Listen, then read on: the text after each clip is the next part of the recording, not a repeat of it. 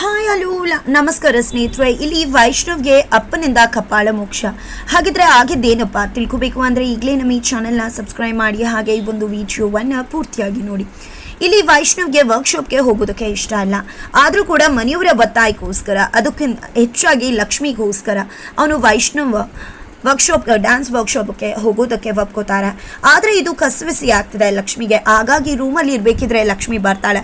ಬಂದಿದ್ದೆ ನಿಮ್ಗೆ ಯಾಕೆ ವೈಷ್ಣವ್ ಅವರೇ ವರ್ಕ್ಶಾಪ್ಗೆ ಹೋಗೋದಕ್ಕೆ ಇಷ್ಟ ಇಲ್ಲ ಅಂತ ಗೊತ್ತದ, ತುಂಬ ಇರಿಟೇಟ್ ಮಾಡ್ಕೊಂಡಿದ್ರಿ ಅಂತ ಪ್ರಶ್ನೆ ಮಾಡ್ತಿದ್ದಾಳೆ. ಅದೆಲ್ಲ ನಿಮಗೆ ಬೇಕಾಗಿಲ್ಲ, ನಿಮ್ಮ ಜೊತೆ ವರ್ಕ್ಶಾಪ್ಗೆ ಬರ್ತಿದೆ ಅಂತಾನೆ ಅಷ್ಟು ಸಾಕು.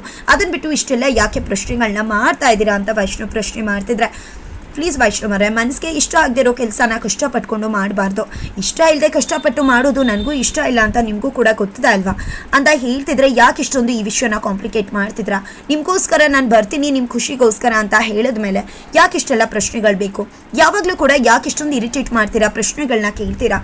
ದಯವಿಟ್ಟು ಎಲ್ಲ ವಿಷಯಗಳಿಗೂ ಕ್ಲಾರಿಟಿ ಬೇಕು ಅಂತ ಕೇಳೋದು, ಎಲ್ಲ ಪ್ರಶ್ನೆಗಳಿಗೂ ಉತ್ತರ ಬೇಕು ಅಂತ ಕೇಳೋದು ಆಗೋದಿಲ್ಲ ರೀ.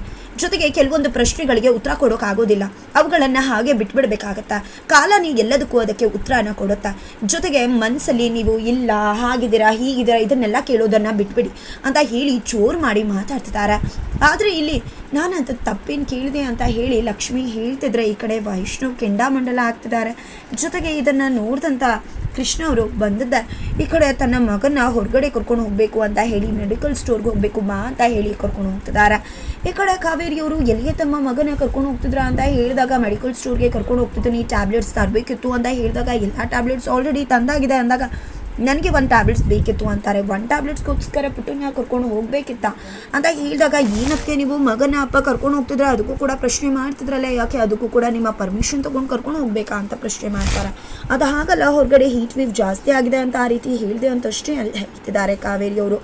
ನಂತರ ಕೃಷ್ಣ ಅವರು ಮಗನೇನೋ ಹೊರಗಡೆ ಕರ್ಕೊಂಡು ಹೋಗ್ತಾರೆ. ನಂತರ ಯಾಕದಕ್ಕೆ ತಪ್ಪ ಮಾಡಿಬಿಟ್ಟೆ ಅಂತ ಅನ್ನಿಸ್ತಿದ್ಯಾ, ಕಾಲು ಮುರ್ಕೊಂಡು ಗಿಲ್ಟ್ ಫೀಲ್ ಆಗ್ತಿದ್ಯಾ?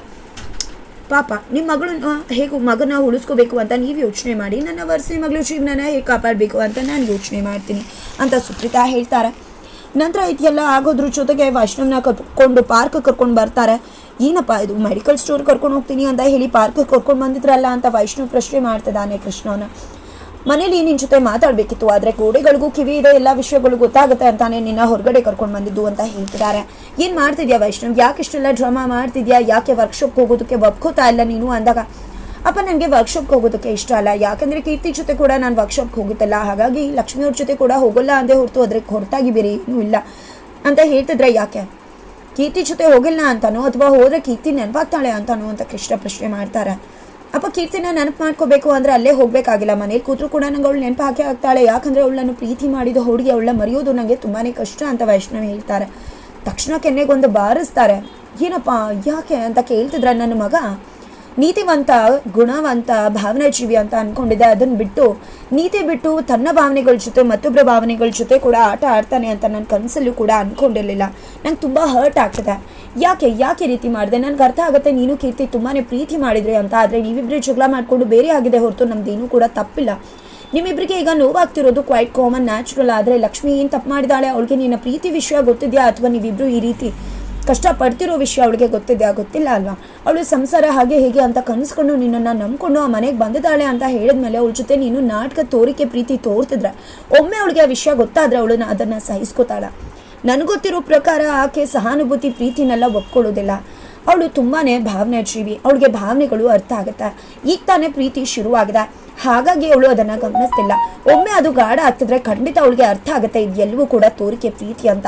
ಯಾಕೆ ವೈಷ್ಣವ್ ಈ ರೀತಿ ಮಾಡ್ತಿದ್ಯಾ, ನೀನು ನಿನಗೋಸ್ಕರ ಇಷ್ಟೆಲ್ಲ ಮಾಡ್ತಿರೋದು ಅಂತ ಹೇಳ್ತಿದ್ದಾರೆ. ಆದರೆ ಇಲ್ಲಿ ವೈಷ್ಣವ್, ಇಲ್ಲಪ್ಪ ನನಗೆ ಎಷ್ಟೇ ಕಷ್ಟ ಆದರೂ ಪರವಾಗಿಲ್ಲ, ನಾನು ಇದನ್ನೆಲ್ಲ ಮಾಡ್ತಿರೋದು ಲಕ್ಷ್ಮಿ ಅವ್ರನ್ನ ಖುಷಿಯಾಗಿಡಬೇಕು ಅಂತಾನೆ. ನಾನು ನನಗೋಸ್ಕರ ಅಲ್ಲ ಮಾಡ್ತಿರೋದು, ನನಗೂ ಕೂಡ ತುಂಬ ಕಷ್ಟ ಆಗುತ್ತೆ, ಆದರೆ ನನಗೆ ಎಷ್ಟೇ ಕಷ್ಟ ಆದರೂ ಲಕ್ಷ್ಮಿ ಅವ್ರನ್ನ ಖುಷಿಯಾಗಿಡಬೇಕು ಅಂತ ಅವ್ರಿಗೆ ಇಷ್ಟ ಆಗುವಾಗೆ ನಾನು ಇದ್ದೀನಿ ಅಂತ ಹೇಳ್ತಿದ್ರೆ, ಇಲ್ಲ ನೀನು ಕೀರ್ತಿ ಜೊತೆ ಚಾಲೆಂಜ್ ಹಾಕಿದ್ಯಾ, ಅದಕ್ಕೋಸ್ಕರ ನೀನು ಈ ರೀತಿ ಇದೆಯಾ ಹೊರತು ಅದಕ್ಕೆ ಬದಲಾಗಿ ಲಕ್ಷ್ಮಿ ಜೊತೆ ಖುಷಿಯಾಗಿರಬೇಕು ಅಂತ ಖಂಡಿತ ನೀನು ಈ ರೀತಿ ಇಲ್ಲ ಅಂತ ಹೇಳ್ತಿದ್ದಾರೆ. ಜೊತೆಗೆ ನೀನು ಈ ರೀತಿ ಇದ್ದರೆ ಲಕ್ಷ್ಮಿ ಜೊತೆ ತೋರಿಕೆಯಾಗಿ ಏನು ಪ್ರಯೋಜನ? ಆಕೆ ನೀನು ತೋರಿಸ್ತಿರೋ ಪ್ರೀತಿನ ನಿಜ ಅಂತ ನಂಬ್ಕೊಂಡು ಪ್ರಾಣಕ್ಕಿಂತ ಹೆಚ್ಚಾಗಿ ಪ್ರೀತಿ ಮಾಡ್ತಿದ್ದಾಳೆ. ಅವಳು ಪ್ರೀತಿ ಗಾಢ ಆಗ್ತಿದೆ ಅನ್ನೋದು ಅರ್ಥ ಆಗ್ತಿದ್ಯಾ ನಿನಗೆ ಅಂತ ಕೇಳ್ತಿದ್ದಾರೆ. ಈ ಕಡೆ ವೈಷ್ಣವ್ಗೂ ಕೂಡ ಅರ್ಥ ಆಗುತ್ತೆ ಲಕ್ಷ್ಮಿ ತನ್ನನ್ನು ಎಷ್ಟು ಪ್ರೀತಿ ಮಾಡ್ತಿದ್ದಾಳೆ, ಜೊತೆಗೆ ಅವಳಿಗೆ ಈ ತೋರಿಕೆ ಪ್ರೀತಿ ಅನ್ನೋದು ಇಷ್ಟ ಇಲ್ಲ ಅಂತ.